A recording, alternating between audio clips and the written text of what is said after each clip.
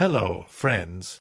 If you're curious about the movie Top Gun, Maverick, 2022, you're in the perfect place. Don't forget to give this video a quick like, it really helps us out. And if you're new here, hit subscribe to stay updated on all the latest movie deep dives. Let's jump right in.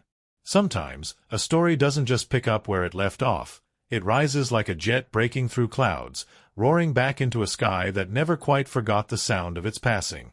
Decades after a certain ace pilot burned across the screen and into our collective memory, the call sign Maverick returns, stitched onto an older, harder, but no less fearless soul. Yet this isn't a mere reunion. It's a reckoning. A story not just about adrenaline and airspeed, but about time, about ghosts that never stopped flying in formation behind us, and about the impossible choices that still shape the course of a life. The roar of engines is the first thing you feel, vibrating through your ribs, long before the camera ever finds its way into the cockpit. And there, cutting through the sky with reckless grace, is the man himself, still chasing the horizon, still dancing at the edge of what rules allow. He's older now. The lines etched into his face aren't just from years. They're from loss, from victories that felt more like survival, from a lifetime spent defying gravity and expectation alike. But even a legend can't outrun the future forever. When the story begins, he's still flying, still testing boundaries, literally pushing a cutting-edge jet to the edge of its limits in a daring high-speed run that screams defiance. Yet the world around him has changed. Drones and faceless technology threaten to make pilots obsolete. Brass-topped generals in gleaming offices measure success in spreadsheets, not scars. And standing in the way of progress, as he always has, is Maverick, a man who belongs to the sky, not the boardroom. It's a sudden call back to a place both familiar and foreign that kicks the true story into motion. He's summoned back to the elite school that once made his name, a place where the best of the best are honed into legends. But this time, he's not there to compete. He's there to teach. To prepare a hand-picked team of young razor-sharp pilots for a mission so dangerous, so unlikely, that most believe it can't be done. Among those he must train is a ghost from his past, living and breathing in the form of Lieutenant Bradley Rooster Bradshaw, the son of Goose, Maverick's long-lost wingman and closest friend. Rooster carries his own heavy load of history, a simmering resentment and cautious loyalty tangled together. Their dynamic is a powder keg before a match, every shared look laden with what's said and unsaid between them. The mission itself is the stuff of legend and madness, a precision strike against a heavily fortified target hidden deep within a maze of mountainous terrain. The catch. The pilots must fly lower and faster than ever before, threading through canyons at impossible speeds, pulling G-forces that threaten to tear their planes and bodies apart. One wrong move, one fraction of hesitation, and death isn't just likely, it's guaranteed. The training sequences crackle with tension. Maverick pushes the young pilots harder than they've ever been pushed, shattering their limits, daring them to touch the impossible. Dogfights unfurl like furious dances across the sky, all sweat and instinct and split-second decisions. Every maneuver feels less like choreography and more like a war waged against physics itself. Yet it's not just in the skies where battles rage. Grounded moments reveal a different, deeper story. Maverick's guilt over Goose's death haunts his every decision regarding Rooster. He struggles to balance the duty he owes the mission with the instinct to protect the boy he once sang with in a smoky bar all those years ago. Their fractured relationship threatens to derail everything, and the clock is ticking louder with every passing day. There's romance, too, simmering in the background, offering slivers of softness amid the steel and adrenaline. Maverick rekindles a connection with Penny, a character who, though new to the audience, carries a history with him that feels lived in, complicated, real. Their interactions crackle with the kind of chemistry born not from easy flirtation, but from shared scars and the hope of second chances.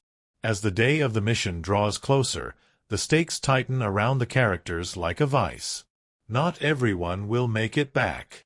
That knowledge laces every laugh, every reckless dare, every bittersweet toast at the bar. In a world of bravado and bravura, Mortality hangs heavy in the air, an uninvited but undeniable guest at every table. And when the mission finally launches, it does so with a ferocity that leaves the audience gripping their seats, breathless.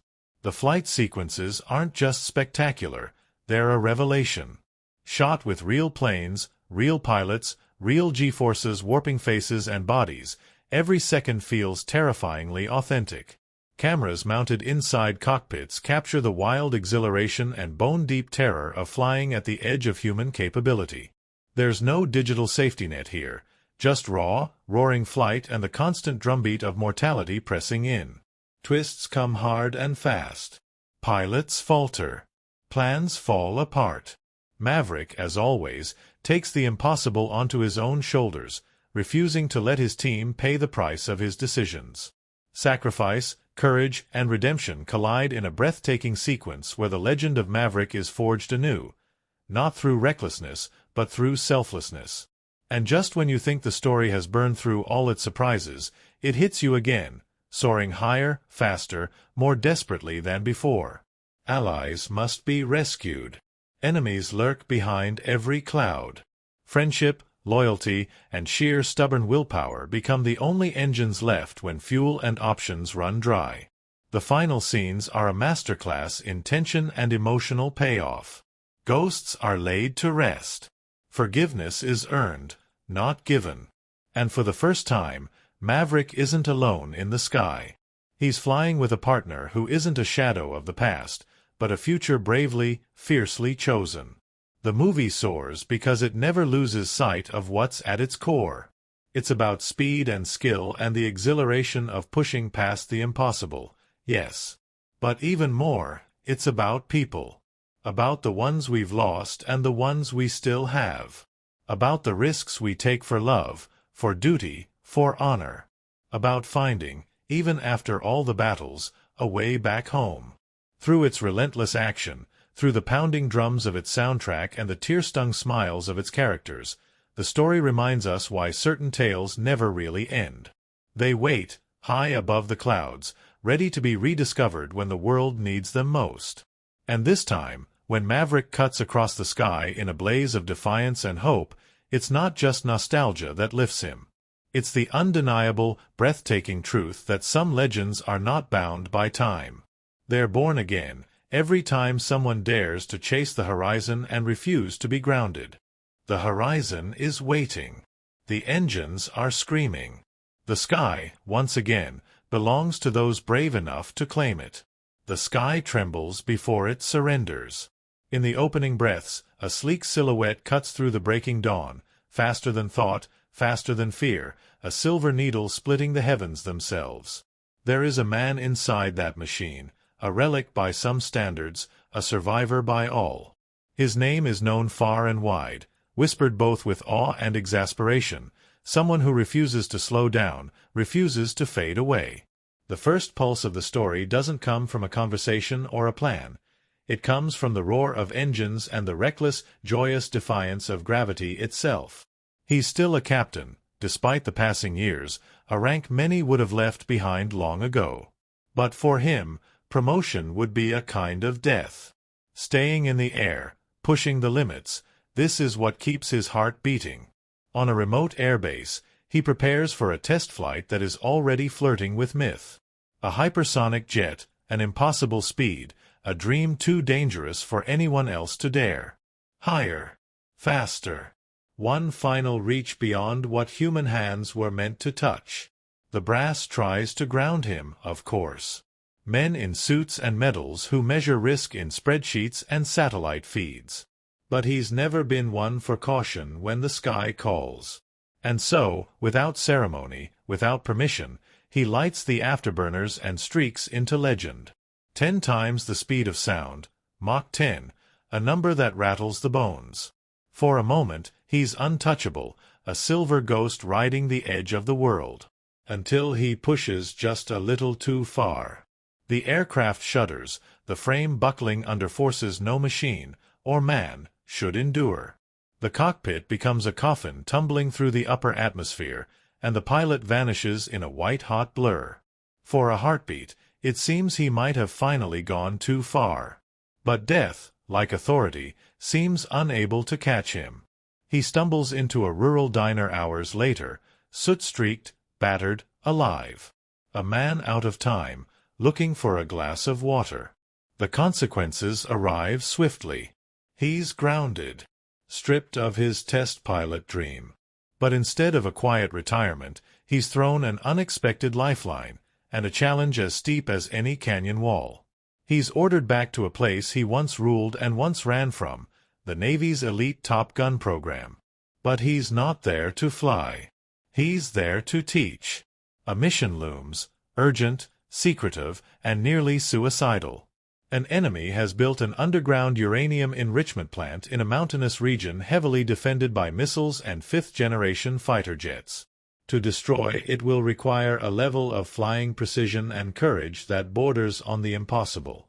No drones. No long-range missiles. Just a handful of pilots, flying fast and low through a twisting canyon at barely subsonic speeds, pulling extreme G-forces, all while dodging enemy defenses and surviving a hair-raising climb and dive maneuver that seems ripped from a madman's dream. The pilots chosen are the best the Navy has to offer. But they are young, cocky, and unprepared for the sheer brutality of what awaits. They are code names, egos, sharp edges, Phoenix, Payback, Fanboy, Hangman, Rooster. And there he stands, the man asked to shape these reckless flames into a weapon that might survive the firestorm. Among them, one name cuts deeper than any blade: Rooster. Son of Goose. The wound Maverick carries from that old loss bleeds anew at the sight of him. Rooster is not a boy anymore. He's a man, proud and stubborn, his father's easy grin replaced by something harder, warier. Their history crackles in the air, unspoken but heavy. Guilt, resentment, love twisted by too much time and too many betrayals. Training begins not with lectures, but with hard, punishing lessons in the air. Maverick doesn't coddle. He doesn't explain. He shows them what survival demands. Dogfight after dogfight, he humiliates them, pushing their limits until they taste frustration and fear. He makes them fall, so they will learn how to get back up before the real bullets start flying. But the challenge isn't just technical. It's emotional. Rooster resents him, blames him not just for his father's death, but for stalling his career, for holding him back from his own dreams of flight. Maverick, for his part, struggles between the urge to protect and the knowledge that protection could be the deadliest choice of all. The echoes of the past fly wingman to every maneuver. The leadership above him isn't much more forgiving.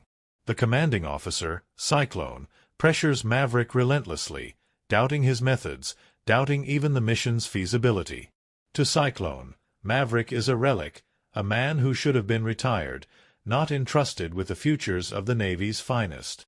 And yet, Maverick knows something they have forgotten. No machine, no drone, no algorithm can replicate the instincts that only come from a human heart beating against the cockpit's walls. Outside the briefing rooms and flight decks, Maverick finds a small measure of solace in an old flame, Penny. She owns a local bar near the base, a place where the pilots unwind with pool tables, beer, and bravado. Penny is no wide-eyed innocent waiting for a hero.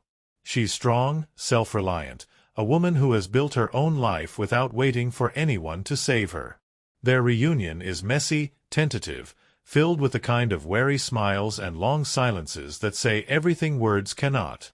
Penny represents something Maverick rarely allows himself to consider, a life beyond the next flight, beyond the next risk.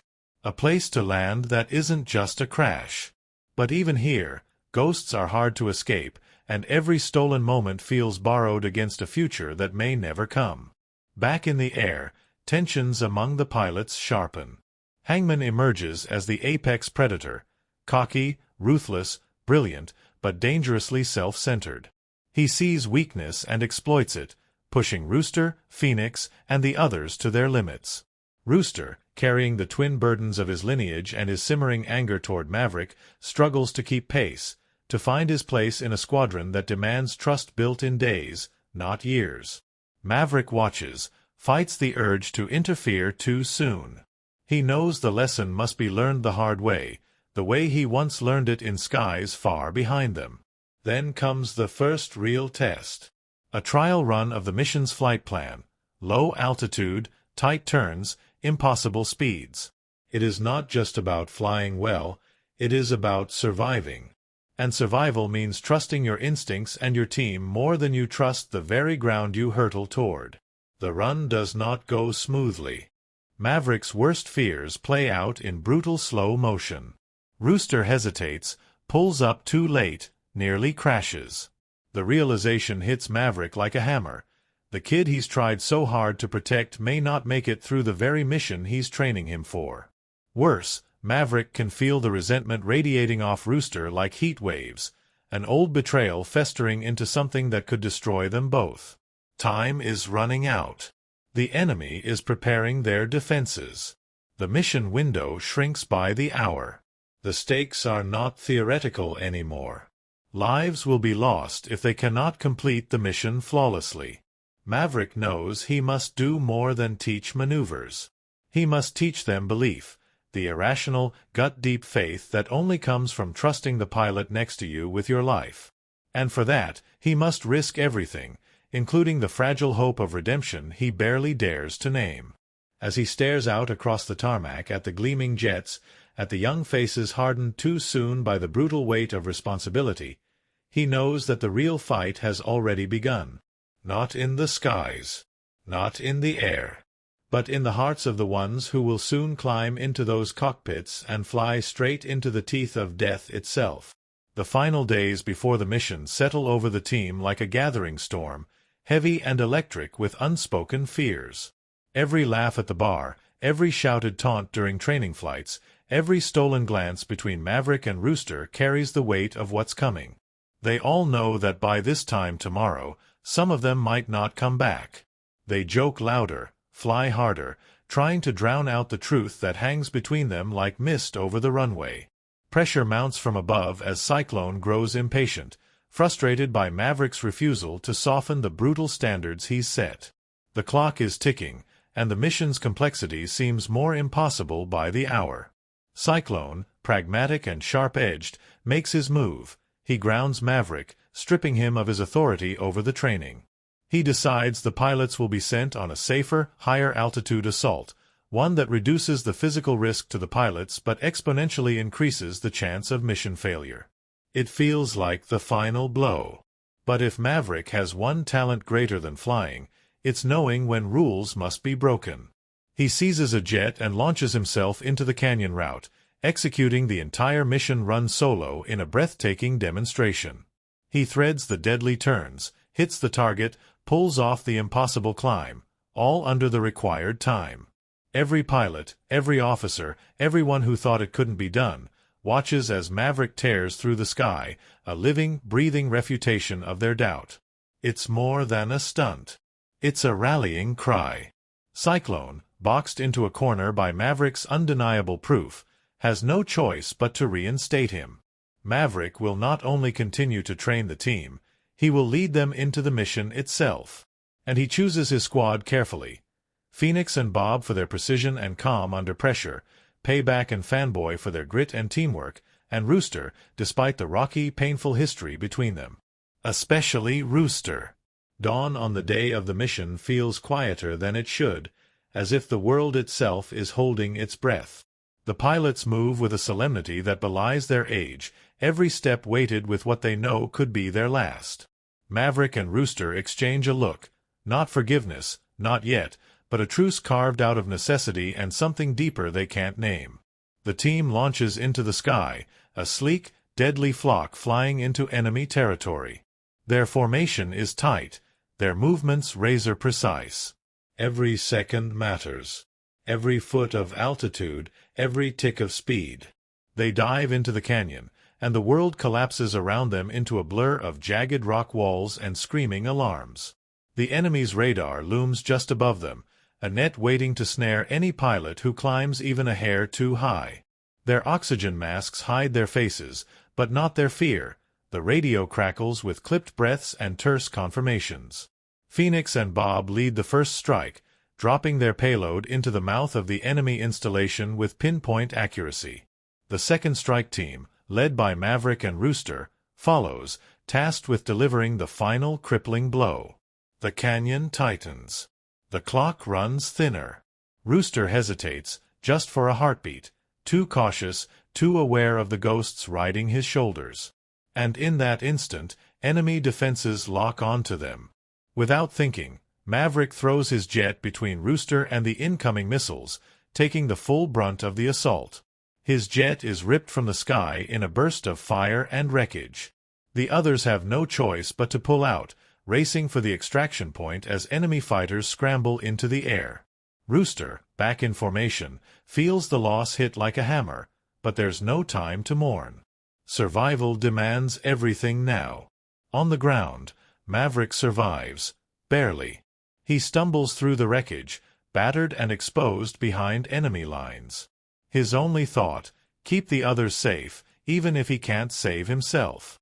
But Rooster, stubborn and reckless in a way that feels painfully familiar, breaks formation and turns back.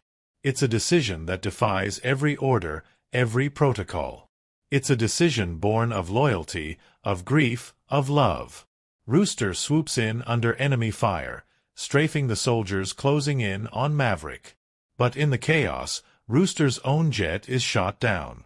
Now both are stranded, deep behind enemy lines, facing overwhelming odds and no way home. The desperation of their situation crackles through the screen as they link up, two men burdened by years of pain and guilt, now bound by sheer necessity. They steal a battered, outdated enemy jet from a nearby base, an antique so old and clumsy it's a miracle it can still fly. Together, they scramble into the cockpit, Maverick barking orders, Rooster gritting his teeth and following, and they hurtle down a cracked runway with enemy fighters rising to meet them. What follows is one of the most pulse-pounding sequences ever captured on screen. A dogfight between ancient metal and cutting-edge predators, a desperate ballet of speed and instinct and impossible luck. Maverick and Rooster weave, dive, climb through a gauntlet of missiles and gunfire. They dodge death by inches, fueled by a raw, stubborn refusal to surrender. But luck has limits. The enemy pilots close in, too many, too fast. And then, in a blaze of jet exhaust and salvation, Hangman arrives. The cocky, reckless pilot, who spent so much of the story dismissing teamwork, finally becomes what his name always teased, a last-second hero, a hand reaching out to pull them from the abyss. Together, they tear through the final wave of enemies and limp back toward the carrier, where the entire fleet waits, breathless and silent, for a glimpse of them against the burning sky. The landing is rough, perilous. The stolen enemy jet threatens to tumble apart on impact. But they make it. Barely. Barely. The deck erupts into cheers. Ground crews sprint toward the battered jet. Maverick and Rooster climb out, breathless, bruised, but alive. The hug they share is not a neat resolution but a fierce, trembling thing. Anger, grief, forgiveness, love all tangled together, no words needed. Later, in the cool quiet of the hangar, the aftermath settles over them like dust. Repairs will be made. Wounds will heal. New futures will be charted. Maverick finds Penny again, this time not with the restless, wary energy of a man still looking for the next horizon to chase, but with the steady heartbeat of someone who has found his way home at last. As he and Rooster tinker with an old plane together, the sky stretches endless and open above them, not a battleground anymore, but a promise. A place where the past no longer defines them, but flies beside them like a trusted wingman. The horizon waits. And this time, they fly toward it not alone, but together. Maverick was never just a man in a cockpit. He was a force of nature, a stubborn, reckless heart that refused to be tethered by anything as small as rules or fear. But time, as it does with all men, had carved new lines into his face, new weights into his soul. And when we meet him again, soaring into the stratosphere in a jet meant to break the sound of reality itself, it's clear he has not outrun the years, but neither has he surrendered to them. There's a wildness still burning in Maverick's eyes, but it's tempered now by ghosts. Every decision he makes carries echoes of the past, the roaring laughter of days when he was immortal, the hollow silence that followed Goose's death. He flies because the ground has never offered him anything but grief and restraint. He fights because if he stops, he knows the guilt will catch up. The brilliance of Maverick's character lies in his contradictions, a man who seems fearless but carries an ocean of fear inside him, a man who defies orders but understands, perhaps more deeply than anyone, the terrible weight of leadership. His evolution isn't measured in medals or promotions. It's measured in the way he looks at Rooster, Goose's son, and sees not just a chance for redemption, but the terrifying possibility of repeating his greatest failure. The pain Maverick feels around Rooster is a living thing, breathing in every glance, every hesitation. Yet, for all his mistakes, he never stops fighting for the people he cares about, even if it costs him everything. His heroism is not in his flying, not really. It's in his refusal to let fear dictate his choices, even when fear would be the easier path. Rooster is not the wide-eyed boy singing "Great Balls of Fire" in a bar anymore. He has grown into a man shaped by absence as much as presence. There's a carefulness about him, a reluctance to trust, born from the twin wounds of losing his father and feeling betrayed by Maverick, the man who once watched over him like a second parent, then seemingly turned against him. Rooster carries a chip on his shoulder, but underneath the frustration, there's a vulnerability he tries desperately to hide. His hesitations in the cockpit aren't cowardice, they're the echoes of a life spent learning that hesitation can cost everything. Rooster's journey is about reclaiming agency over his own story. He doesn't want to live in his father's shadow, nor in Maverick's guilt. He wants to prove that he belongs in the sky not because of his lineage, but because of his own heart, his own choices. His growth is subtle but seismic. It's in the way he stops looking for permission. It's in the moment he chooses to fly back into enemy territory for Maverick, not out of duty, but out of loyalty and love, an act of defiance against the fear that had defined too much of his life. The relationship between Maverick and Rooster is the soul of the film. It's messy, painful, and real. They are both haunted by the same ghost but reach out for it in opposite ways, one through reckless bravado, the other through cautious retreat. Their reconciliation isn't a single moment of forgiveness. It's a series of choices, small and stubborn, that build trust where grief had once burned it to ash. When Rooster risks his life to save Maverick, and when Maverick later risks everything to bring him home, it's more than heroics. It's the final breaking of the cycle that has chained them both to the past. Hangman, for all his cocky smiles and razor-sharp reflexes, plays a more complex role than he first appears. He's the pilot you love to hate, arrogant, self-assured, merciless in the air. But Hangman's bravado masks his own fear, the fear of vulnerability, the fear of trusting others to have his back. He flies like a lone wolf because he's terrified of what might happen if he doesn't. It's only at the very end, when he chooses to save Maverick and Rooster rather than bask in his own glory, that Hangman truly earns his place among the greats. His character arc is quieter, but no less important, a reminder that courage isn't just about winning. It's about choosing when to put someone else's life ahead of your own. Phoenix stands out as a rare breed in a world often dominated by testosterone and swagger. She is calm under pressure, fiercely competent, and carries herself with a confidence that needs no bravado. Phoenix isn't there to prove she belongs. She belongs because she has earned it over and over.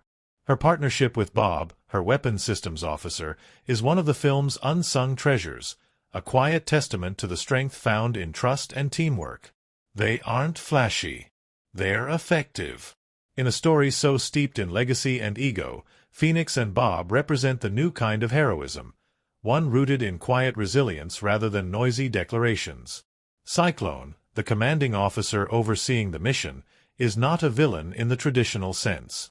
He's a man burdened by the impossible task of balancing lives against politics, survival against mission success. He doubts Maverick not because he hates him, but because he fears what his recklessness might cost. In many ways, Cyclone represents the world Maverick has spent his life fighting against, the world that measures risk in numbers rather than souls. Yet even he, by the film's end, recognizes the power of Maverick's methods, that sometimes believing in the impossible is the only way to survive the impossible.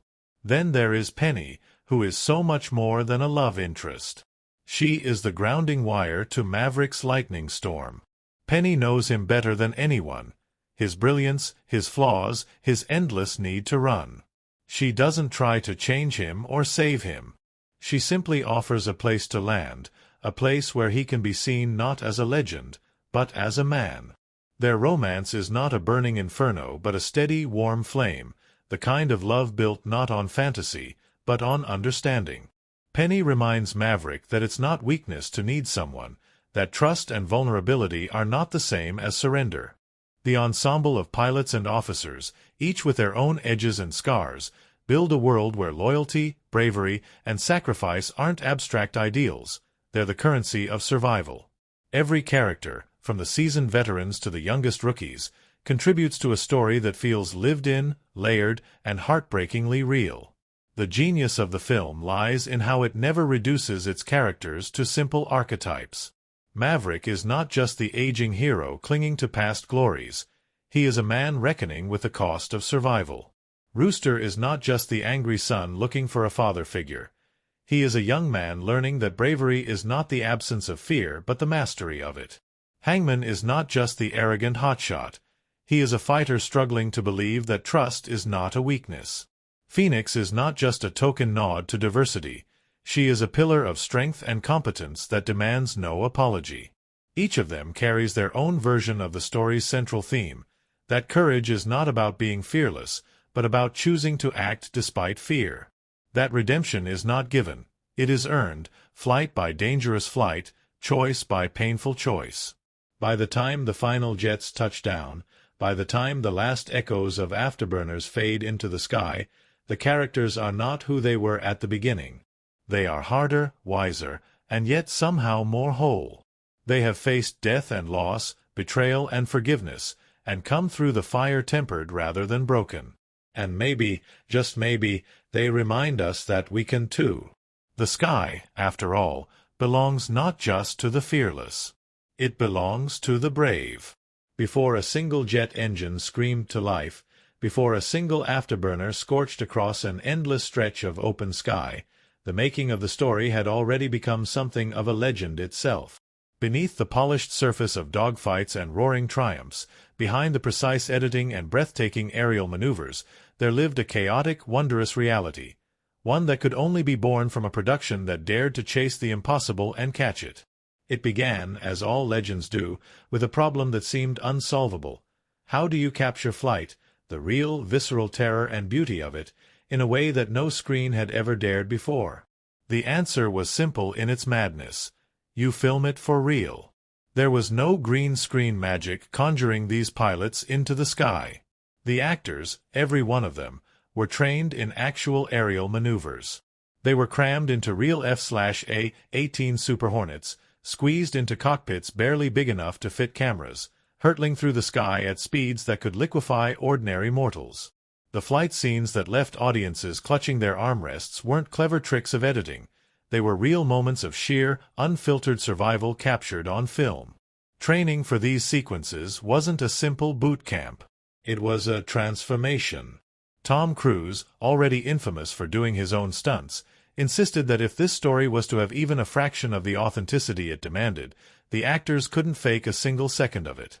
He personally oversaw a brutal, months-long training program designed to turn Hollywood stars into something resembling naval aviators. It started small, puddle-jumper flights in single-engine planes, then moved to more aggressive aircraft, then to fighter jets.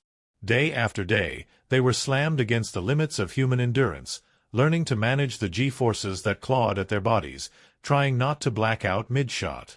It wasn't just physical stamina that was tested. In the air, the actors had to perform entire scenes alone. They had to hit their marks, deliver emotional dialogue, control their breathing, and act, all while being whipped through the atmosphere at hundreds of miles per hour. There was no director whispering cues through a headset, no cinematographer adjusting the lighting.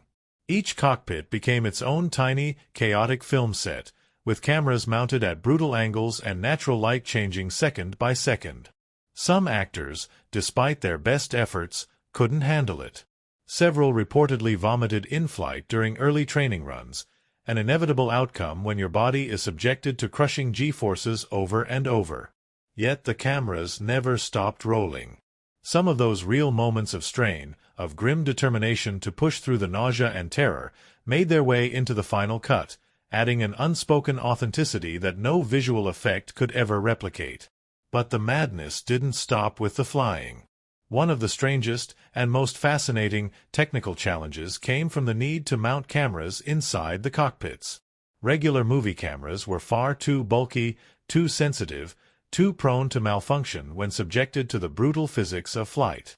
Specialized, lightweight cameras had to be designed and tested, capable of withstanding the intense vibrations, sudden changes in gravity, and crushing force. Camera angles were meticulously plotted months in advance, because once the jet left the ground, adjustments were nearly impossible. Lighting became another unsolvable puzzle, at least at first.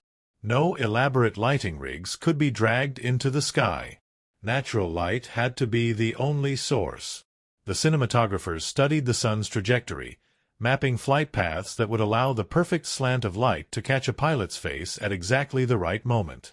Timing was everything. One mistimed take, and entire hours of shooting could be wasted. And then there were the pilots, the real ones.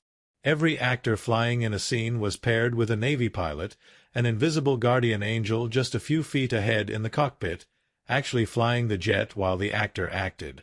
Those pilots became the unsung heroes of the film, threading multi-million-dollar aircraft through death-defying maneuvers while ensuring that their passenger didn't black out, panic, or die mid-scene.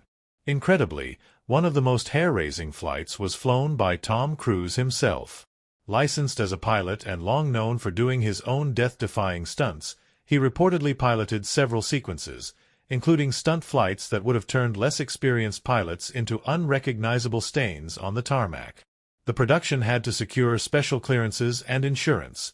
No small feat when you're dealing with the military's most advanced jets and a movie star willing to risk everything for authenticity. Access to military equipment brought its own set of peculiar challenges. Filming on real Navy carriers meant working on their schedule, not the movies. Scenes would sometimes be interrupted or delayed because a carrier was called away for real-world operations. The production had to dance around classified locations, protocols, and an endless sea of red tape, all while trying to capture footage that looked effortless. Even the iconic motorcycle scene, a throwback to an unforgettable moment decades earlier, had its own hidden chaos. For one of the shots, Cruise insisted on using an authentic Kawasaki motorcycle from the same family as the original film. No stunt double. No special effects. Just raw, mechanical speed tearing down a runway at sunset.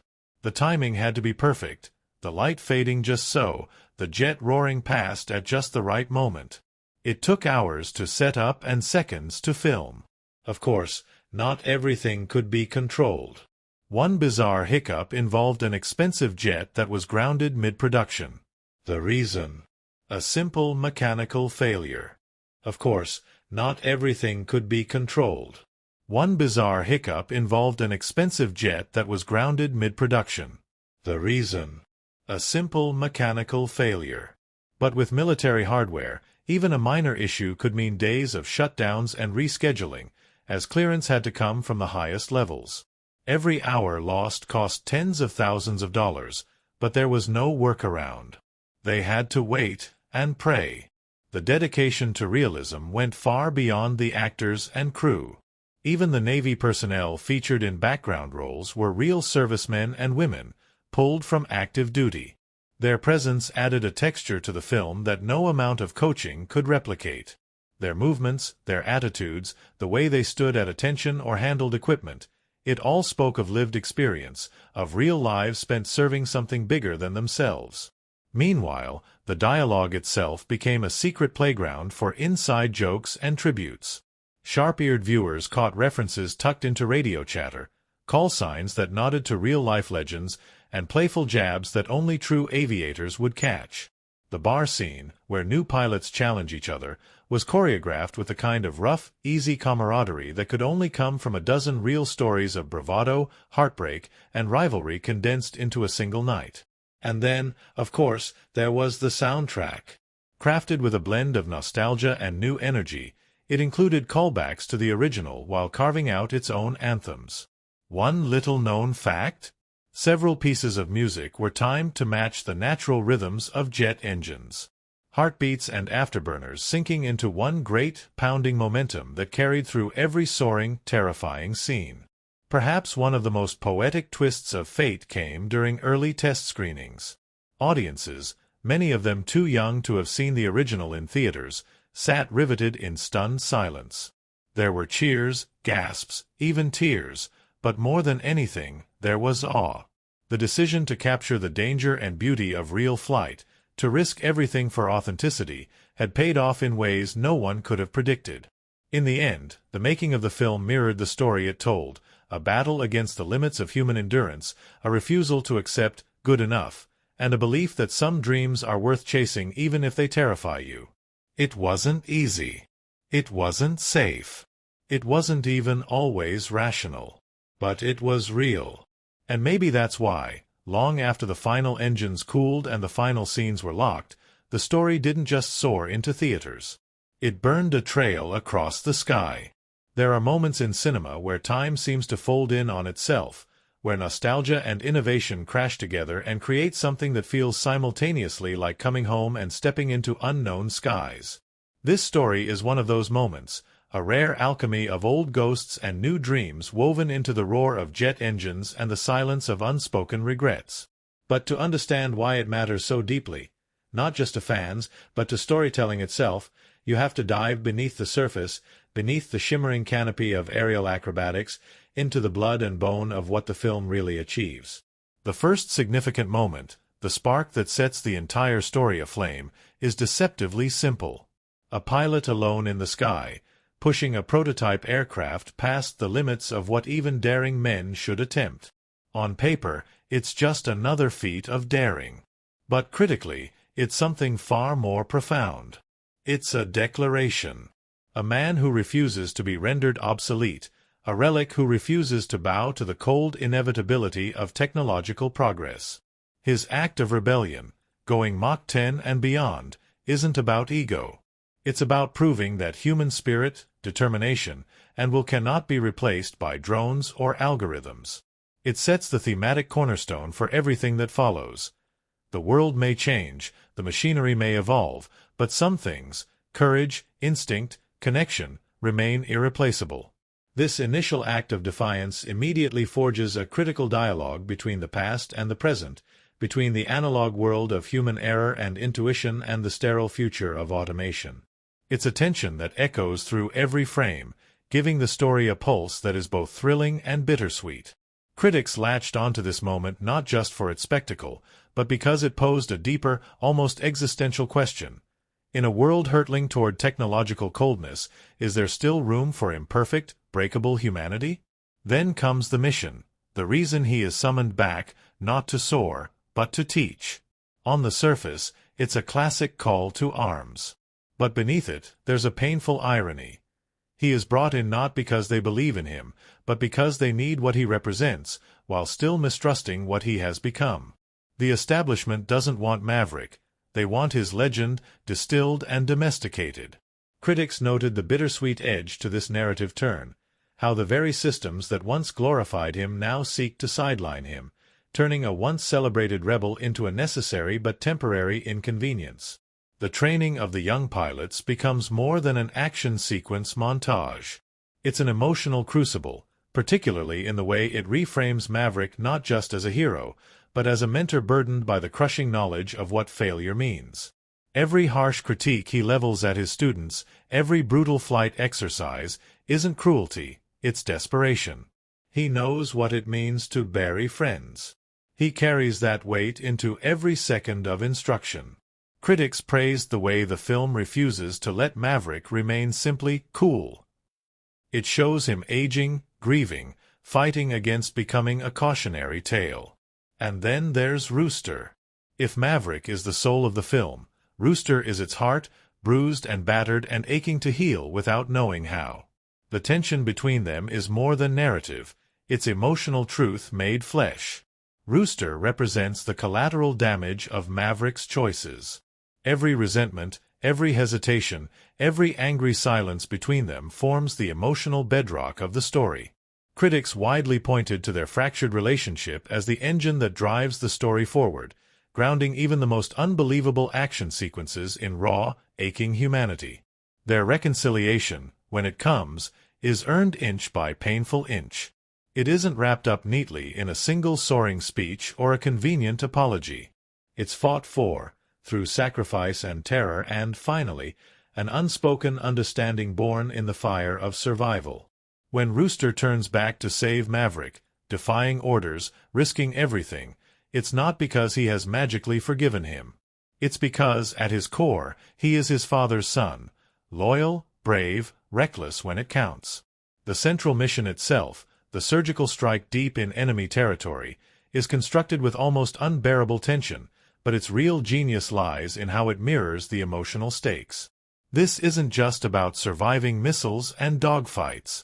It's about surviving the grief, the guilt, the paralyzing fear that history will repeat itself. Every canyon wall they scrape past, every G-force that threatens to snap them apart, every missile lock they evade by inches is a physical manifestation of the internal battles raging inside them. And then Maverick falls. When he sacrifices himself to save Rooster, it's a perfect, devastating climax. A man haunted by his failure to protect Goose finally does what he could not do decades earlier. Yet the film refuses to end on martyrdom. Rooster turns back. The impossible flight, the desperate theft of an enemy jet, the wild, frantic dogfight to escape, these aren't just thrilling action beats. They are acts of stubborn, furious love. Rooster refuses to let Maverick die, refuses to let his story end the same way Goose's did. It is not just Maverick saving Rooster. It is Rooster saving Maverick, saving the man who carried his father's ghost like a cross on his back. In the final scenes, when battered jets limp back onto the carrier deck, when Maverick and Rooster share an exhausted, trembling embrace, it isn't triumph we feel. It's relief. It's the recognition that survival isn't just about strength, it's about grace, about forgiveness, about choosing to carry your ghosts forward with you, not as anchors, but as wings. Critically, this emotional payoff is what sets the story apart from countless other action sequels. It is not content to coast on nostalgia. It demands emotional engagement. It demands that you not only remember the past, but confront it, reconcile with it, and ultimately, rise beyond it. The romance subplot with Penny offers a gentler, parallel narrative. It's about second chances, about the quiet bravery required not to leap into the unknown, but to stay, to commit, to trust. Their relationship is painted not with grand declarations but with small, tender moments, a shared laugh, a hand on a cockpit's edge, a silent understanding. Critics saw this as another masterstroke, a story about aging that respects the scars left by time rather than pretending they don't exist. And throughout it all, the visuals, the sound, the very structure of the film reinforce its deeper messages. The reliance on practical effects, on real jets flown by actors experiencing real G-forces, grounds the spectacle in reality. It's a reminder that for all our advancements, for all our glittering digital facsimiles, there is still something uniquely powerful about flesh and blood, sweat and fear. The movie is an elegy and a celebration in one. It mourns what's been lost, the innocence, the recklessness, the friends who didn't make it home. But it also rejoices in what survives: courage, loyalty, love. It recognizes that heroes are not immortal, that legends fade, but that what they stood for, the stubborn refusal to surrender to fear, can endure. It asks hard questions. Can you ever truly atone for your failures? Can you ever be worthy of the faith others place in you? Is there a point where it's better to stand down, or is defiance its own form of grace? The answer the film offers is complicated and beautiful. You don't outrun your past. You don't erase your mistakes. But you can carry them with you. You can build something better in their shadow. You can choose again and again to climb back into the cockpit, to face the impossible, to reach for the sky even when you know it might break you. And maybe, if you're lucky, you'll find that you're not flying alone after all. You're flying with every hand that ever steadied you, every voice that ever called you home, every heart that ever dared to believe you could make it. Long before the roar of jet engines filled the theaters, before audiences were left breathless by the impossible dance of man and machine across blue and golden skies, a different kind of flight was already underway. A journey of creation, fought not in the air but on the ground, where vision, obsession, and sheer human stubbornness collided to build something few believed could even be possible anymore. The story behind the making of this film is its own kind of legend, one stitched together from long nights, shattered limits, and the relentless pursuit of authenticity. From the very beginning, there was a rule that stood above all others. The flying had to be real. No green screens. No cheat shots. No simulated cockpits rocking gently in a studio while fans blew a weak imitation of the wind. Tom Cruise, both star and unofficial flight captain of the production, made it clear. If the audience was going to feel the terror, the exhilaration, the pure physical reality of flying at breakneck speeds, then the actors were going to have to live it. And so the training began. It wasn't enough for the actors to simply look like pilots. They had to be pilots, at least in spirit. They were enrolled in a brutal months-long aviation boot camp designed by Cruise himself, who had spent years perfecting his own skills in the cockpit. The program started slow, easing the cast into small prop planes, teaching them the basics of handling G-forces without passing out, of breathing through the crush that happens when a body is flung through the sky at impossible velocities. Once they proved they could survive the basics without losing their lunch or their nerve, they were moved up to more aggressive aircraft, eventually flying in real F/A-18 Super Hornets. The Navy, after much persuasion and the weight of Cruise's undeniable passion project behind it, allowed access to their prized fighter jets. This was not a decision made lightly. The cost of each flight was astronomical, and the risk, if anything went wrong, was incalculable. Every scene inside a cockpit was meticulously planned. Tiny, specialized cameras were mounted inside the jets, capturing every bead of sweat, every muscle strained against the punishing forces of flight. Actors had to not only act but manage their own cameras mid-flight, adjusting angles, focusing lenses, all while executing complex aerial maneuvers and desperately trying not to black out from the pressure. Filming schedules had to revolve around the whims of the weather, the availability of aircraft, and the strict, unyielding regulations of military protocol. Every moment of usable footage was the result of countless hours of preparation and, often, heartbreaking failures. More than once, a planned flight had to be scrubbed due to a mechanical issue, a shift in wind patterns, or a sudden change in Navy operations. One of the wildest behind-the-scenes stories involves the footage captured from the actors' real flights. Hours and hours of raw footage were reviewed, but much of it had to be discarded, not because it wasn't thrilling, but because the forces of flight were so intense that actors' faces contorted into expressions no amount of acting could control. The G-forces smashed their faces back, distorted their features, and sometimes made it impossible for them to even speak clearly. Getting just a few seconds of usable, emotionally coherent performance from a single flight could take dozens of attempts. And yet, it was worth it. The result was an authenticity that crackled in every frame, a visceral connection between the audience and the sky that no CGI could ever replicate. Every grimace, every gasp, every second of bone-deep, instinctual fear you see on screen, it's real. It's a body pushed to its limit, a mind screaming to survive. But it wasn't just the flying that made the production legendary. The dynamic between the cast reflected the story they were telling. Off-screen, the young actors bonded over the sheer intensity of their shared experience. Training together, sweating together, vomiting together, they became a squadron in every sense of the word. Competitive, loyal, relentlessly pushing each other to be better. Pranks became a ritual. Challenges over who could endure the most GS without losing consciousness became badges of honor. By the time the cameras rolled, the camaraderie was not acted, it was earned. The production also paid reverent homage to the original film in ways both subtle and grand. From the resurrection of the iconic motorcycle scene, shot with a real Kawasaki racing down a real runway, timed perfectly with a roaring jet flyover, to the recreation of the legendary Great Balls of Fire bar scene, every moment was crafted with an eye toward legacy. But it never sank into empty nostalgia.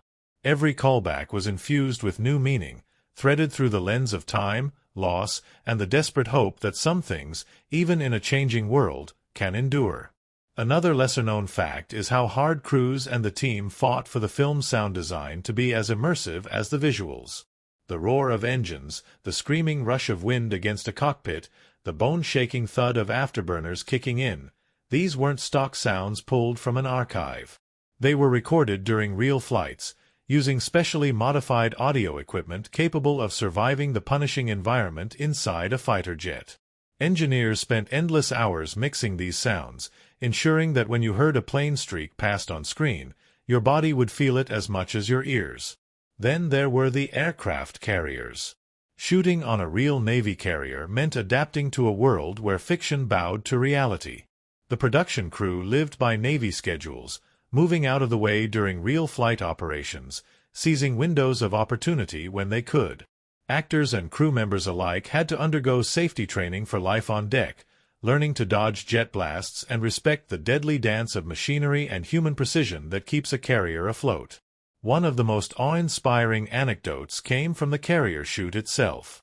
During a break in filming, real Navy pilots began launching and landing their jets in training exercises. The actors, already exhausted and deeply respectful of the real aviators, gathered on the sidelines to watch. In that moment, the line between fiction and reality blurred completely. These weren't characters anymore. They were students, witnesses to the incredible, everyday courage that the story was trying to honor. Even on the ground, the dedication to authenticity ran deep. For the scenes at the pilot bar, a real naval hangout spot was meticulously recreated, right down to the worn bar stools and the scratched, well-loved jukebox. Veterans consulted on everything from the jargon used in briefings to the casual banter between pilots, ensuring that even the off-duty moments felt lived in and true.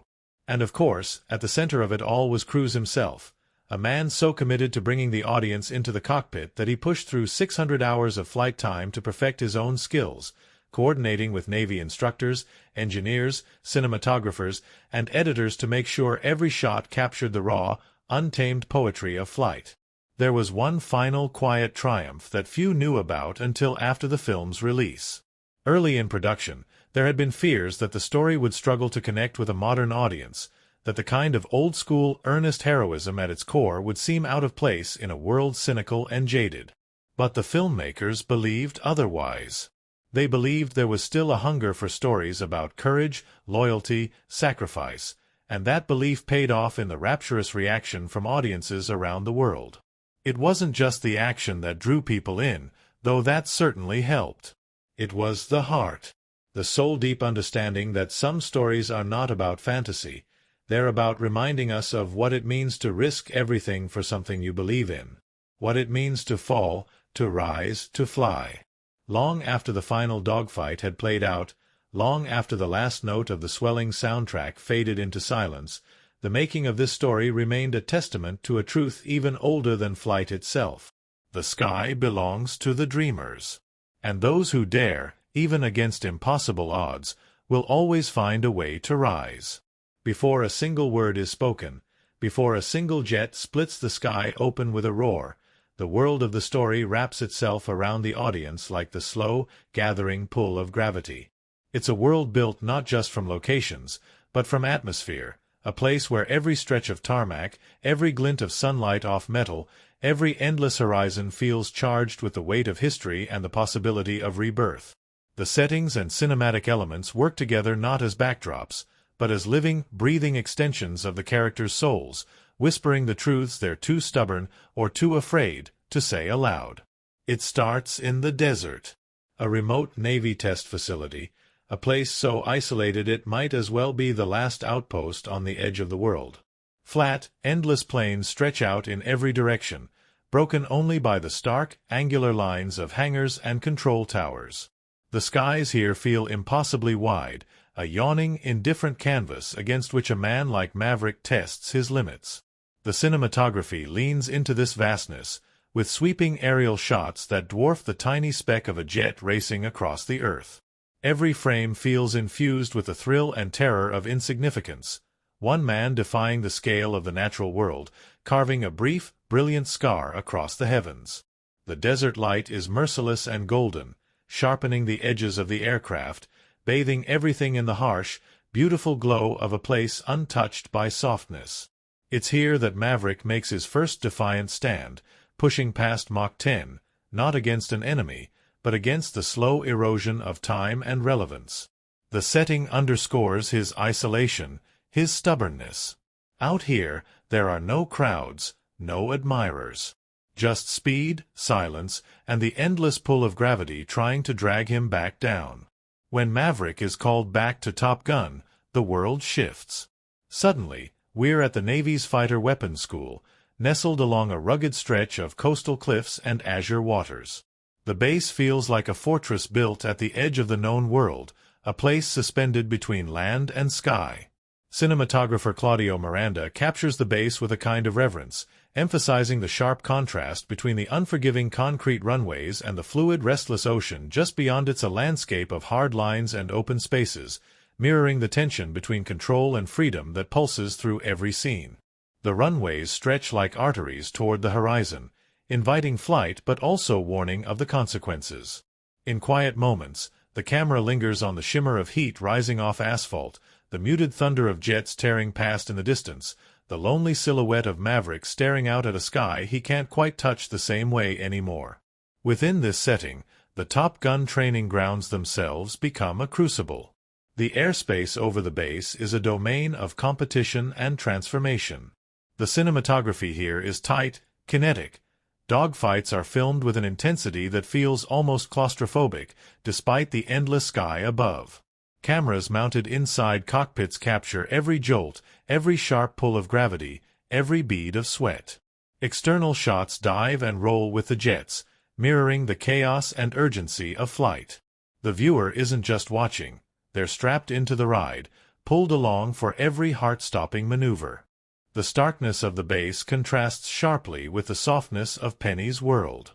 Her bar, a lovingly worn slice of Americana, glows with warm, inviting light. Wood paneling, battered tables, a jukebox that's seen too many songs and too many memories.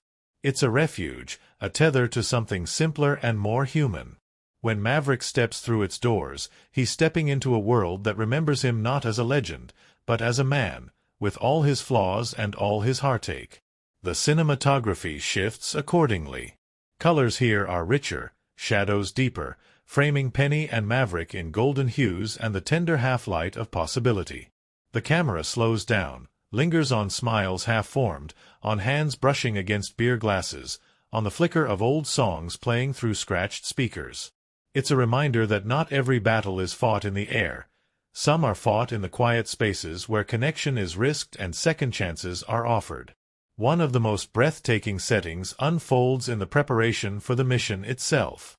The canyon run, the impossible route that the pilots must master, is filmed with a wild, visceral beauty.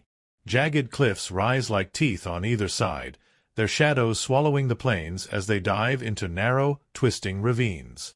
Miranda's camera clings to the wings of the jets, swooping and rolling with them, capturing the insane, impossible proximity of stone and steel.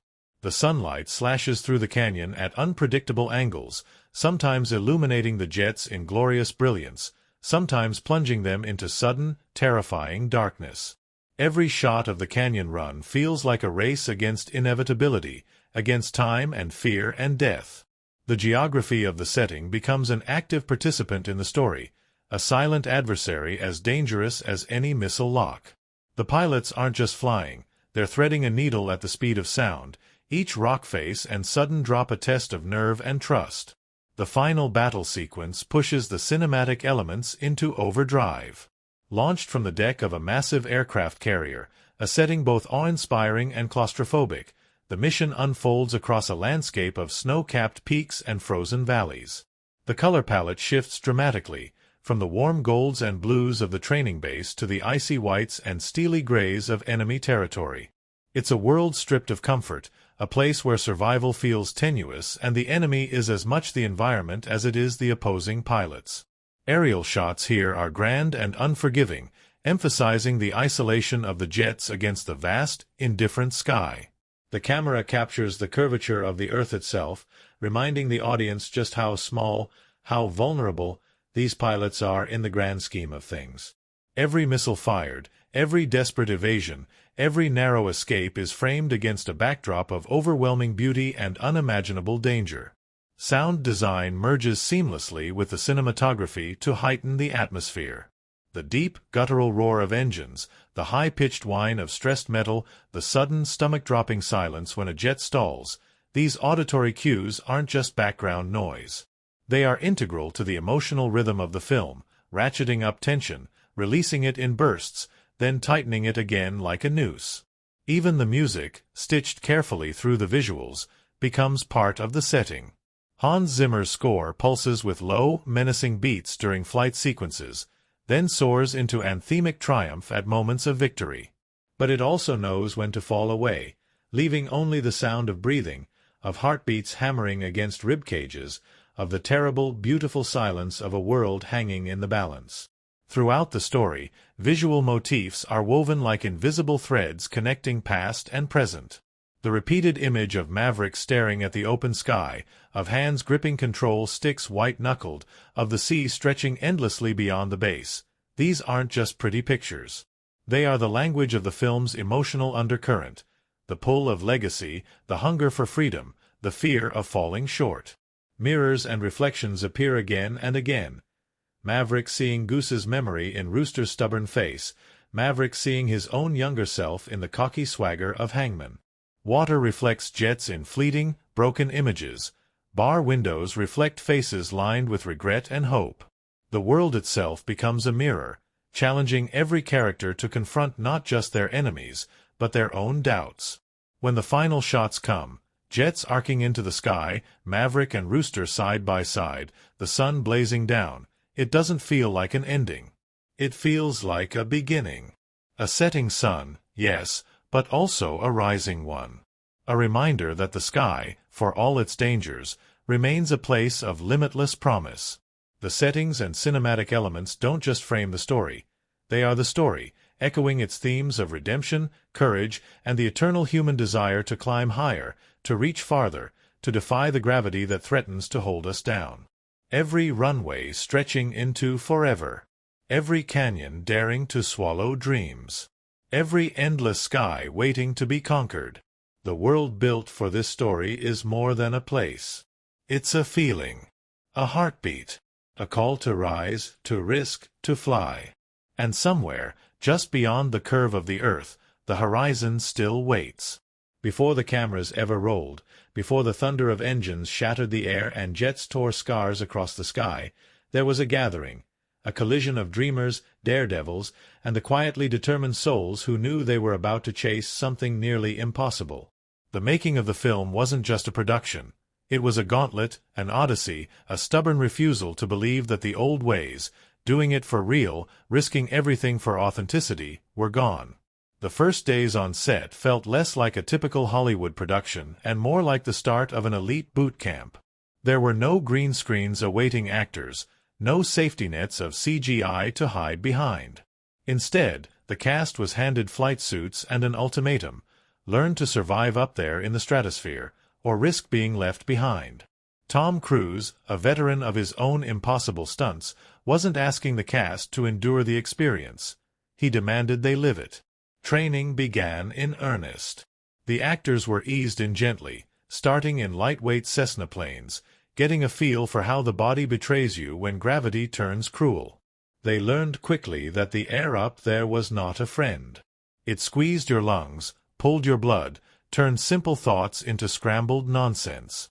In those first weeks, more than a few actors found themselves humbled by the brutal lessons of G-forces. Stories later emerged of entire sessions spent peeling trainees out of cockpits, pale and trembling, laughing weakly as their instructors promised, "Don't worry. It gets easier." Spoiler: it didn't really get easier. It just got more exhilarating. Once they proved they could stay conscious, most of the time, they graduated to aerobatic jets, flipping and diving through the skies in dizzying practice runs. Some of the earliest footage from these sessions shows actors trying desperately to deliver lines between lurching, jerking flights that had them gasping for air, their faces distorted by the punishing pressure. It wasn't glamorous. It was grueling. But bit by bit, they found their footing. And then it was time for the real beasts, the F/A-18 Super Hornets. From the beginning, crews fought for one thing above all: realism.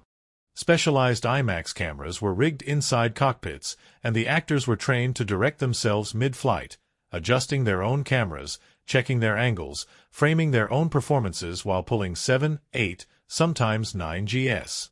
It turned every flight into a tiny, self-contained movie shoot, where survival and acting were happening simultaneously. The demands were extraordinary. Every take meant another punishing flight, another round of nausea and disorientation. Every usable second of footage came at the cost of blood, sweat, and more than a few sick bags tucked discreetly out of frame. In interviews later, the cast spoke openly about the sheer insanity of what they were asked to do, and how it bonded them forever. That bond became one of the most beautiful surprises of the production. Outside the jets, the cast became a family, forged in the fires of shared terror and triumph. They trained together, ate together, swapped war stories of the roughest flights, the closest calls.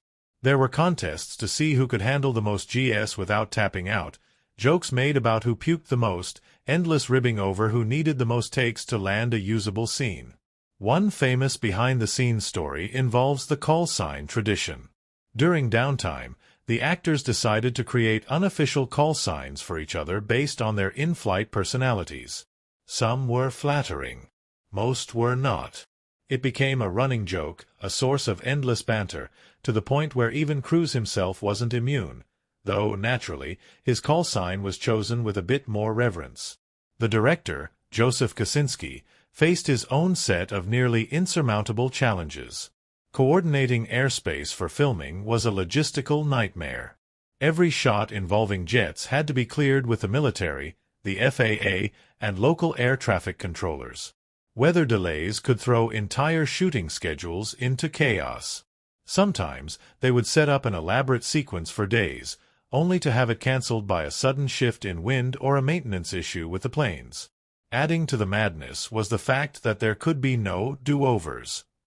If a shot was missed because of a wrong angle or a malfunctioning camera, there was no chance to simply reset and try again. Every flight burned thousands of dollars in fuel and resources, and the military's cooperation was a finite gift that could be withdrawn at any moment. The pressure was staggering. Yet somehow, through sheer grit and an almost insane level of preparation, they pulled it off. The sound department had their own set of heroic battles. Capturing usable audio inside a fighter jet is something most sound engineers would laugh off as impossible. Engines scream, wind howls, metal groans and rattles with the strain of flight. Every cockpit becomes a tiny hurricane. But the team found a way, building custom microphones and recording rigs that could withstand the chaos. They layered real jet sounds into the final mix, ensuring that every roar, every shudder, every sonic boom hit the audience not just in their ears, but in their bones. Meanwhile, down on the ground, the Navy crews working with the production became unlikely heroes. Real pilots served as advisors, co-pilots, even background actors. They guided the actors through the arcane rituals of pre-flight checks, taught them the body language of aviators, corrected tiny details the audience might never consciously notice but would feel, deep down, if they were wrong. One touching story from the set involves the carrier crew during filming of the launch sequences. Real sailors, stationed aboard an active carrier, embraced the filmmakers with open arms, taking pride in showing the cast and crew the reality behind the myth. The energy on the flight deck during shooting days was electric, a merging of fiction and reality that gave even hardened film veterans chills. And then there was the sunset scene. Filming the iconic motorcycle ride along the runway wasn't easy. Timing the golden light just right meant they had only a few precious minutes each day to capture the shot. Cruise, never one to leave things to chance, practiced the ride over and over, syncing it perfectly with a jet taking off in the background. A real jet, on a real carrier, timed down to the second. They shot it again and again, racing the dying light, chasing perfection. In the end, they caught it. And it wasn't just beautiful. It was mythic. Of course, not everything went smoothly. There were days when flights were scrubbed minutes before takeoff because of unexpected maintenance issues. Days when actors showed up ready to shoot only to be told the jets were grounded. Days when exhausted crews napped in the shadow of planes, waiting for a green light that sometimes never came. There were injuries, too, nothing catastrophic, but pulled muscles, twisted ankles, and one actor who joked that he dislocated dignity itself during a rough landing. Through it all, a sense of camaraderie held everyone together. It became clear, somewhere in the long months of filming, that they weren't just making a movie. They were capturing something rare, something no amount of visual effects could counterfeit. Real people, really flying, really risking, really feeling it all. The end of shooting felt less like a wrap and more like a graduation. The cast and crew didn't just walk away with memories. They walked away changed, hardened, humbled, exhilarated. They had stared into the maw of something bigger than themselves, the sky, the story, the myth, and they had lived it when the film finally hit theaters, when audiences sat breathless as jets screamed across the screen, when cheers erupted and tears welled up at moments of quiet humanity in the middle of all that speed and sound. It was the final, perfect confirmation. All the sweat, all the sickness, all the stubborn refusal to fake what could be real. It had worked. It had soared. And somewhere, in the golden hush of a setting sun, the ghosts of every dreamer who ever dared to reach higher smiled and nodded in silent approval.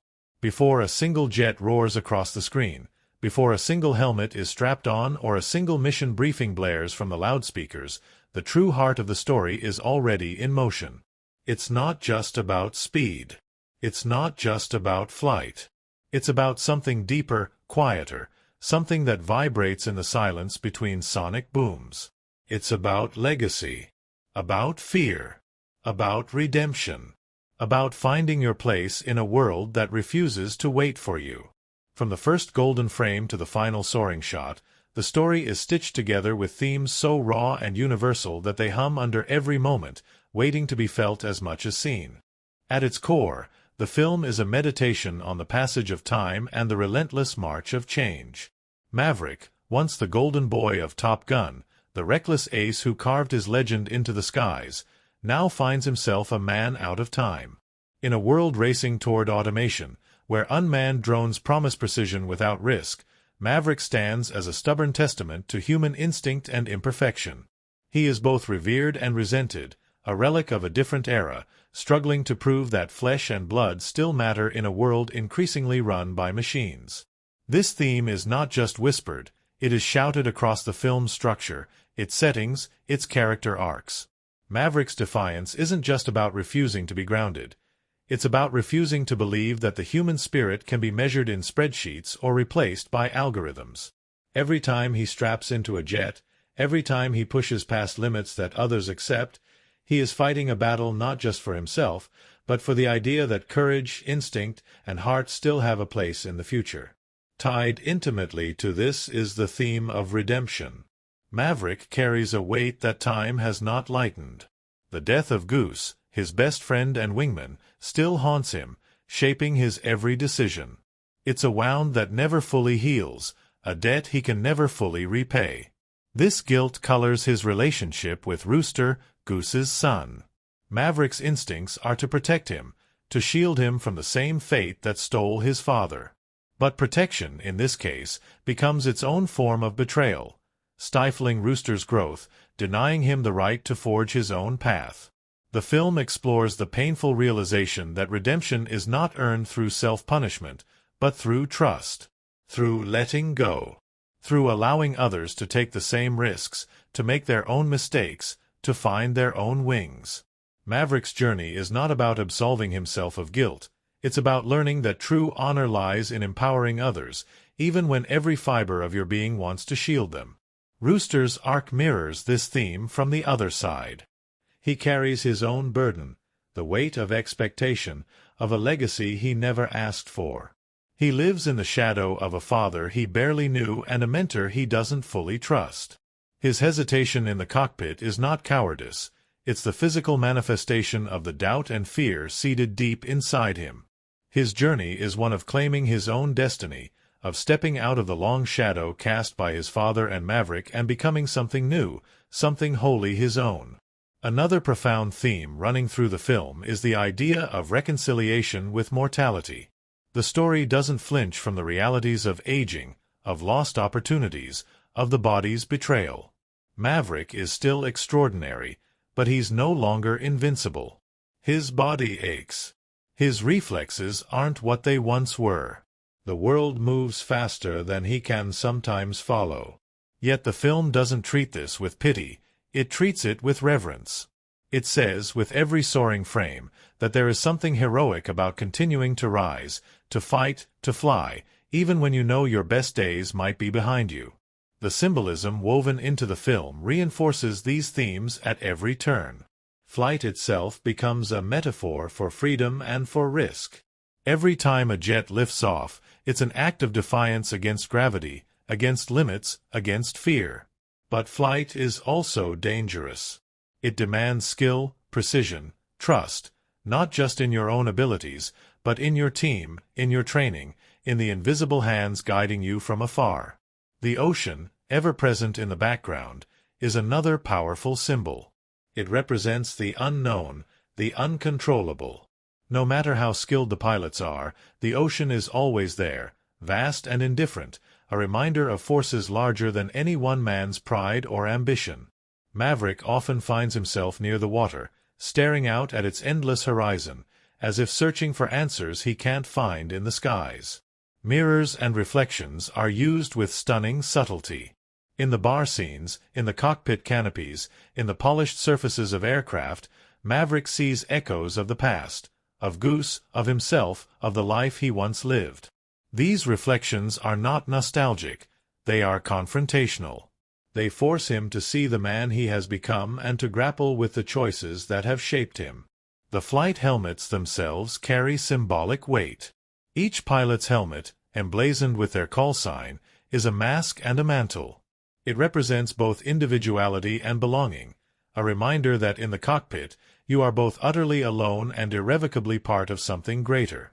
When Rooster dons his father's old style of helmet, it is a quiet, powerful moment of connection, bridging the gap between past and present.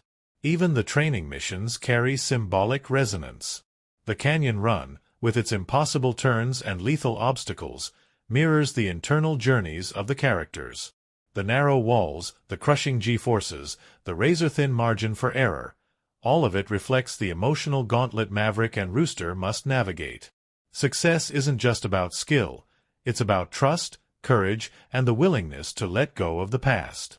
The ultimate mission, low altitude, extreme danger, no safety net, is a crucible.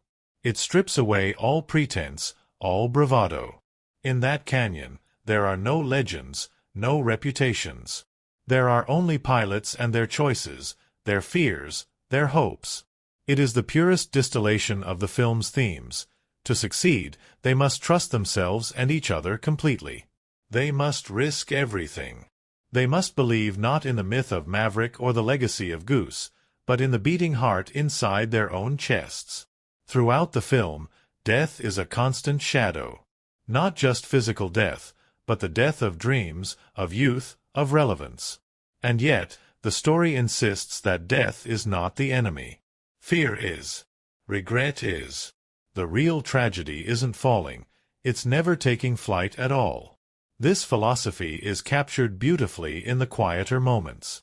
In Maverick's stolen smiles with Penny, in Rooster's tentative steps toward forgiveness, in the simple, breathtaking shot of jets soaring together into a blood-orange sunset. These moments remind the audience that life, in all its terror and beauty, is fleeting. That the only true failure is to live it half-heartedly, to love it cautiously, to dream it in whispers instead of shouts. By the time the final credits roll, the themes and symbolism have wrapped themselves around the audience's heart. They linger like jet trails across a fading sky, visible long after the roar has faded into memory. The story isn't just about flying fast or shooting straight. It's about daring to believe that even in a world that changes faster than we can keep up with, there is still room for human courage. That mistakes do not define us. That redemption is possible, but it demands vulnerability. That trust is not given, it's earned, flight by dangerous flight, step by painful step. It's about choosing, again and again, to lift off into the unknown. To rise, even when every instinct screams to stay grounded. To fly, not because we are fearless, but because we are brave enough to take the leap anyway. And somewhere, high above the noise and fear and doubt, to find ourselves, changed, forgiven, free. The sky was never really the limit. It was always the beginning. Before the first afterburner ignited, before the first heart-pounding launch from the deck of a carrier split the sky open, there was a different kind of mission underway, one almost as daring as the story itself. It was a mission to capture flight not as an illusion, not as a green-screen fantasy, but as something visceral, relentless, real. Every choice made behind the camera, every piece of sound stitched into the soundtrack, every brutal edit and sun-drenched frame was part of a bigger plan, to make audiences not just watch flight, but feel it in their bones. The vision was clear from the start. This story would not be faked. Director Joseph Kosinski, working side by side with Tom Cruise, pushed for something almost unheard of in modern blockbusters. If this film was going to tell the story of pilots risking their lives in impossible conditions, it had to show the real thing. There would be no shortcuts, no digital stand-ins, no second-hand thrills. Every shot of a jet would be a real jet.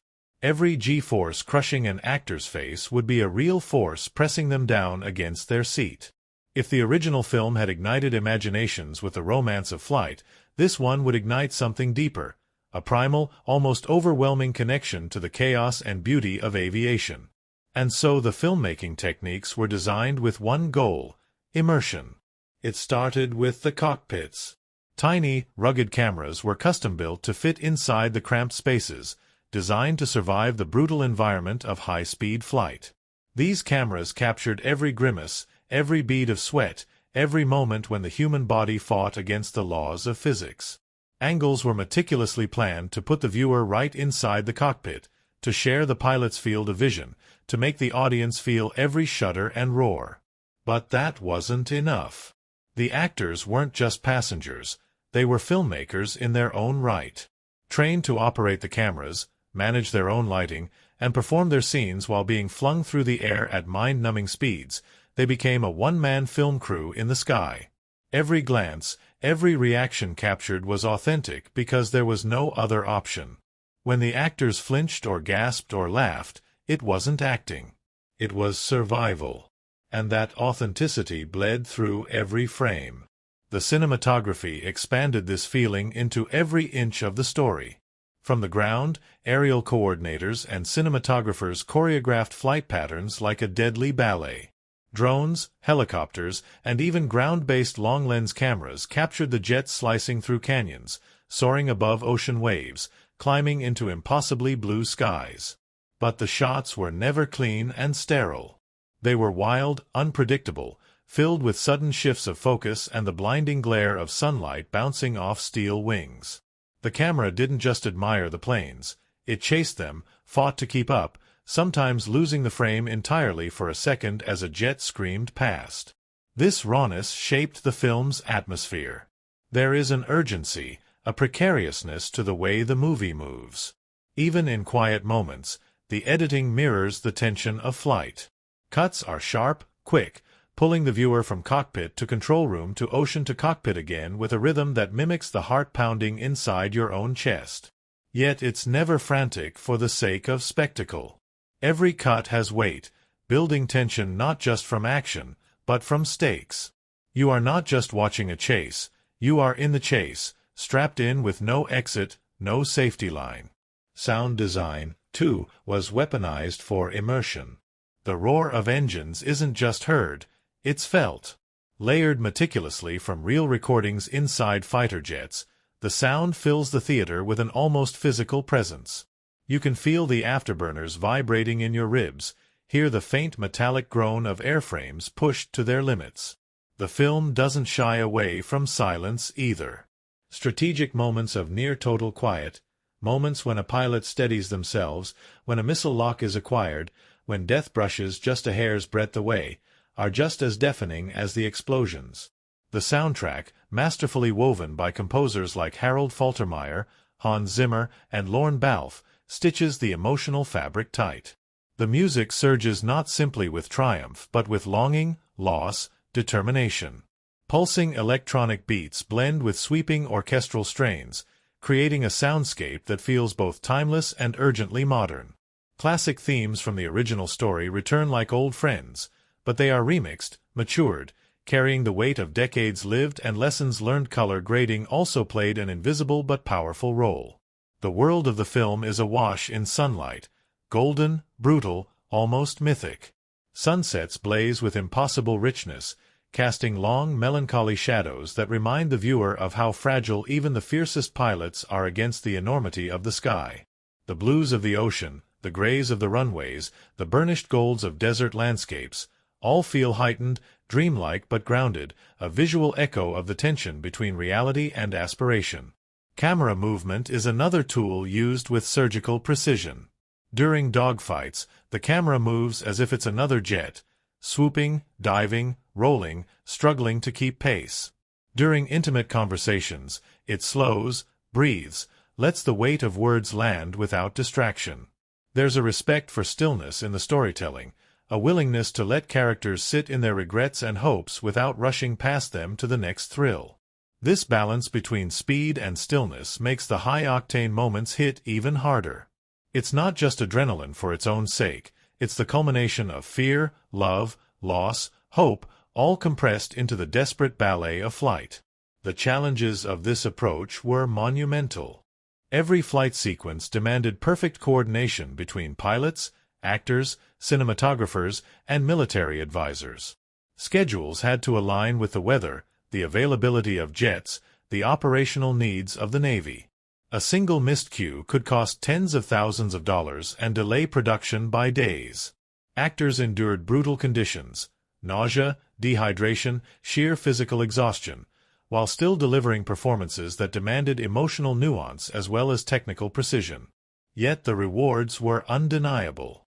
When the audience watches Maverick rocket through a canyon so close the rocks seem to scrape the paint from his wings, they believe it because it is real. When they see Rooster pulling up at the last possible second, his body crushed against the seat, his voice tight with strain, they don't have to suspend disbelief. They are with him, feeling every heartbeat, every second that could mean life or death. This commitment to reality, to immersion, paid off in more ways than one. When the film launched into theaters, it wasn't just a box office success, it was a phenomenon. Critics and audiences alike praised it not only for its thrilling action but for its heart, its craftsmanship, its refusal to settle for anything less than excellence. It shattered opening weekend expectations, drawing in not just fans of the original, but a whole new generation hungry for a story that celebrated courage, teamwork, sacrifice, and did it with breathtaking honesty. Word of mouth became its secret weapon. People didn't just recommend the movie. They insisted you had to see it on the biggest screen possible, to feel the roar of the engines, to live inside the story. IMAX theaters were packed. Repeat viewings surged. Families, veterans, young dreamers, everyone found something inside the film that spoke to them, something that transcended nostalgia and tapped into something elemental. In a world saturated with slick, digitally enhanced blockbusters, this story stood apart because it remembered something essential. That there is no substitute for reality. No shortcut to the feeling of soaring above the world. No digital effect that can mimic the raw, brutal, beautiful dance between man and machine and sky. Every frame was a love letter to that truth. Every sound, every cut, every burnished shot of a jet knifing through golden clouds was a reminder. Flight is not just something you see. It's something you feel. And when you feel it, when the earth falls away and the sky opens up and your heart beats in time with the roar of engines, you understand, in a way that needs no words, that you have touched something greater. Something timeless. Something that, for a few precious minutes, makes you believe you, too, could fly. It began not in the sky, not even in the hangar decks or the desert runways, but somewhere quieter, a series of auditions, conversations, handshakes that felt like promises. Before the jets ever screamed across the sunlit heavens, a family had to be built. One made of old legends and fresh faces, stitched together by adrenaline, by shared dreams, by the stubborn burning need to create something unforgettable. And as it turned out, the people who would wear those flight suits, who would risk their bodies and their pride to bring this world to life, were more than actors. They were believers. The heart of the story, the soul that kept every beat of it alive, was Tom Cruise. There was no universe in which the story could be told without him. When he first slid back into the call sign of Maverick, it was as if time folded in on itself. Yet he didn't return simply to bask in nostalgia. Cruise returned with a mission, to build something real, to honor the spirit of the past while forging something entirely new.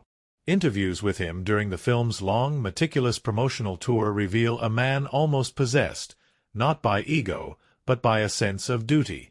Duty to the original. Duty to the fans. Duty to the experience of flight itself. When Cruise spoke about the film, his voice lit up with the fierce, boyish excitement of someone who had never stopped believing in impossible dreams. He talked about the grueling flight training he designed for the cast, about the risks they would all have to take, about how no one was going to pretend to be a naval aviator. They were going to become them. His eyes shone when he described the first time he saw the young actors take off, their nerves barely hidden under bravado, and how proud he was of the team they had become. Alongside him stood Miles Teller, cast as Bradley Rooster Bradshaw. Teller, known for his raw intensity and emotional range, didn't just inherit the role of Goose's son. He inherited the emotional centerpiece of the story. In interviews, Teller often spoke with a kind of reverent awe about the responsibility he felt stepping into Rooster's boots.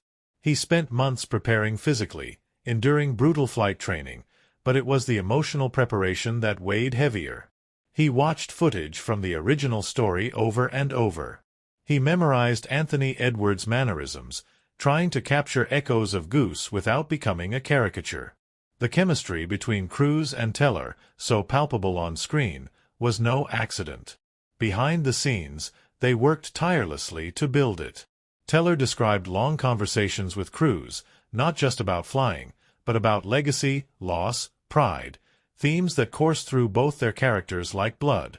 And that work paid off. Critics and audiences alike pointed to their complicated, painful, ultimately redemptive relationship as the soul of the film, the thing that gave all the roaring engines and death-defying stunts a reason to matter. Then there was Glenn Powell, who played Hangman, the cocky, confident pilot who seemed cut from the same cloth as the young Maverick once was. Powell's story is its own testament to the spirit of the production. Initially, he auditioned for Rooster, and when that role went to Teller, many actors might have walked away. But Powell believed in the project. He stayed. He crafted Hangman into something more than the arrogant hotshot he could have been. He gave him layers, depth, a grudging respect for teamwork that only emerges in the film's final, critical moments. In interviews, Powell joked about how many hours he spent with pilots, learning not just how to fly, but how to carry himself with the casual swagger and hidden steel of someone who dances with death for a living. Monica Barbaro, playing Phoenix, broke barriers quietly but powerfully. As one of the few women in the squadron, Phoenix had to be every bit as tough, as fast, as sharp as her male counterparts, and Barbaro delivered. Her interviews radiated pride and excitement, not just at being part of the cast, but at representing a new generation of pilots, skilled, fearless, undeniable. She trained just as hard, pulled the same GS, faced the same terror and exhilaration at 20,000 feet. Her presence in the story never felt like a statement. It felt like a fact. And audiences noticed. Behind the scenes, the camaraderie among the cast grew into something rare and real. They trained together, sweated together, sometimes vomited together. They competed fiercely, teasing each other about who could handle the most G-forces, who nailed their flight maneuvers fastest, who cracked under pressure and who soared. The bar scenes, the banter, the quick glances and jabs that made the squadron feel alive on screen were built on months of real trust, real rivalry, real friendship.